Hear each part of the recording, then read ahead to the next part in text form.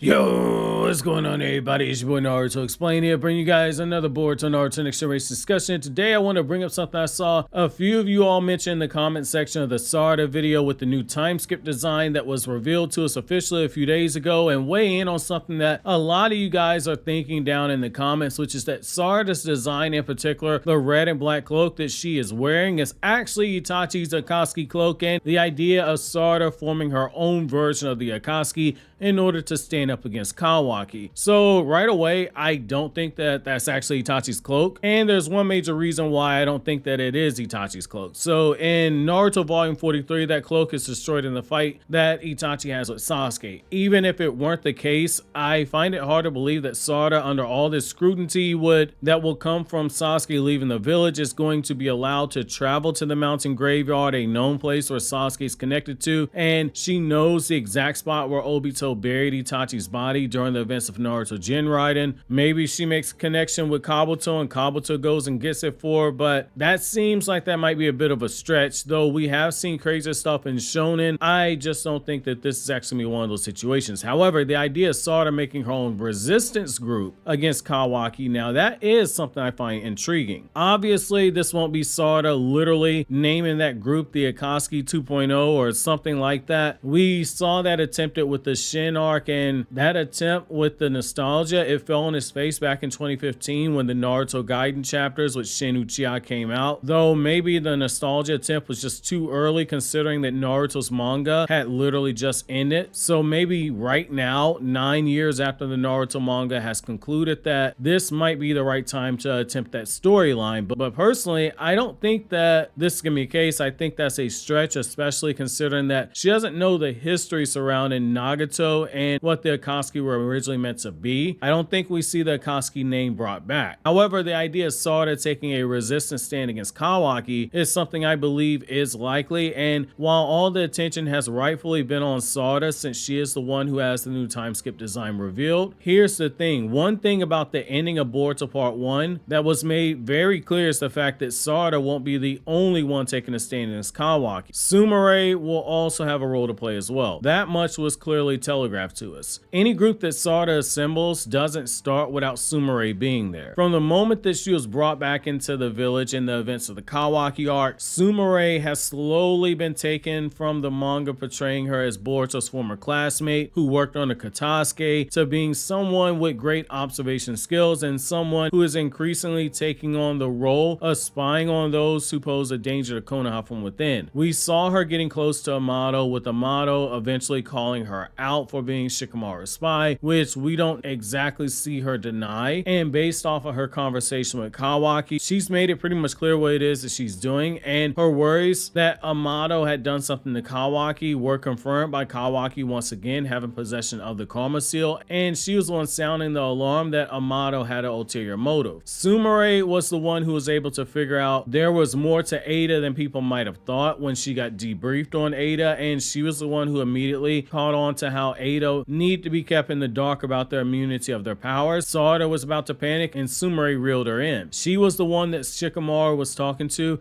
about keeping a backup plan to take out Ada if things got rough and they realized they needed to eliminate Ada. Sumire was the first one to see Ada's Shinjutsu being casted and realized they need to make contact with Sarada first before Sarada made the mistake of saying too much before they could regroup and strategize. She was the one standing beside Sarada at the end of Boruto Part 1. You can call her the Konan to Sarada's Nagato, or you can even call her the Obito to Sarada's Nagato. But one thing we can't downplay is Sumire's importance if this ends up being the route we go, some type of a resistance group against Kawaki. Sumire is the one who has the most experiences in this role. Sarada grew up the daughter of two war heroes. Sarada has not had to hide her true intentions, playing one role in public and scheming something else in private, having to look over every corner, look over every shadow twice before lowering her guard. Sumire, on the other hand, Sumire was built for this. Her father was a member of Danzo's root organization. Her father trained her for the role of this very nature when she was a child. While she did slip up around Amato, and earlier on in the timeline she slipped up in the New Way arc, enough so that Sai and Mitsuki were both able to figure out her true intentions, she was still someone who has more experience in this matter than Sarada does, and she is the best asset that Sarada has in this village. The two of them offer something unique that is needed for any type of resistance against Kawaki during this time in Konoha, where Konoha doesn't know there's a Otsutsuki level of trickery going on with Ada's Shinjutsu in effect, and everyone believing that Kawaki is the one who's Naruto's naturally born son. Doesn't mean that I'm calling Kawaki evil. There are still people who can't quite grasp I'm not calling him evil, though I am saying Kawaki is an antagonist, and the story is painting him as an antagonist. Not evil, but an antagonist. One that they are standing up against. Here's the thing, Sarada has more of the relationships to exploit that Sumire does, but she is also in possession of the Mangekyo Sharingan, and depending on what her hacks are with the Mangekyo, Sarada stands a better chance in a combat situation. However, all the hacks in the world means nothing if Sarada isn't able to boost up her base power enough to actually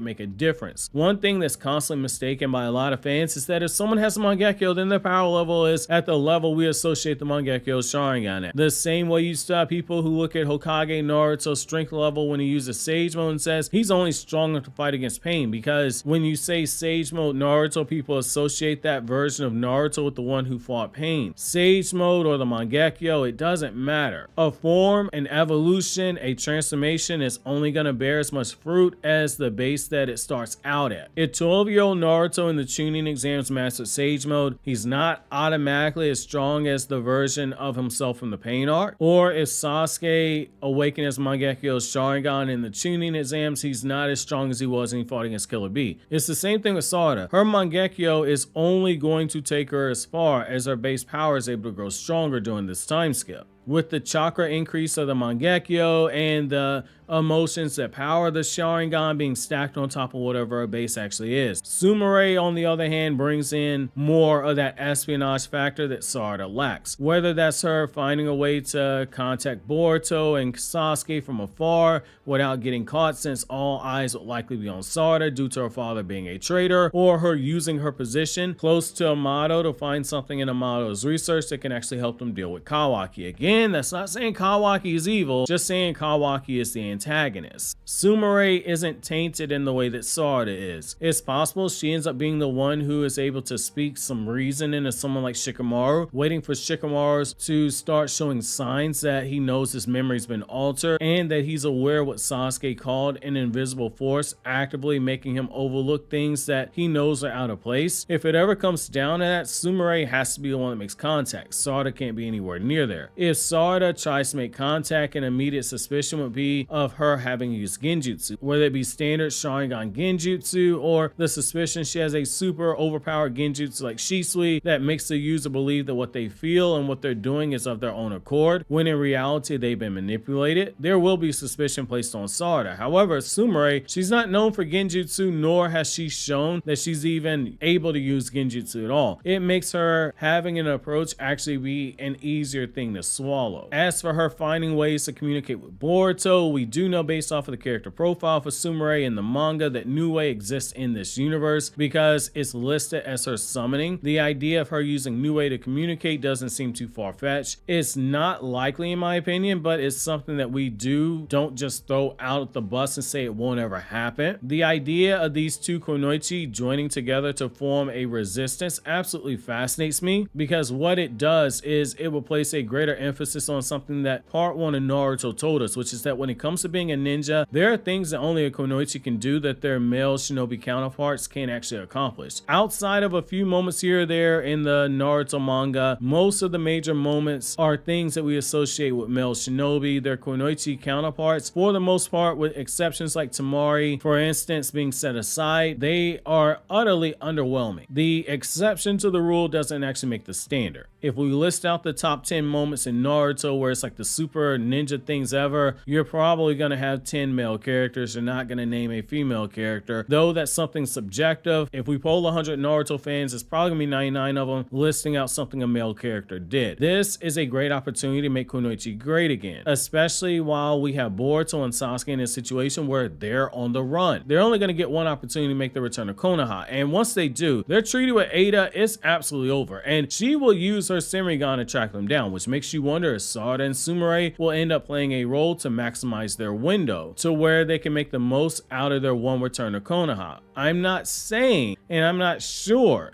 if we see anyone else add to what Sarada and Sumire have potentially got for their rebellion. But if this does end up being a 3-man team of Sarada, Boruto, and Sumire led by Sasuke, this could be something very interesting to say the least. We could call it a Naruto rescue squad, for instance. I do wonder though, who do you guys realistically think will be able to join Sarada and Sumire in a team to try and save Naruto? Meanwhile, check out my Black Clover chapter review you see on the screen right now.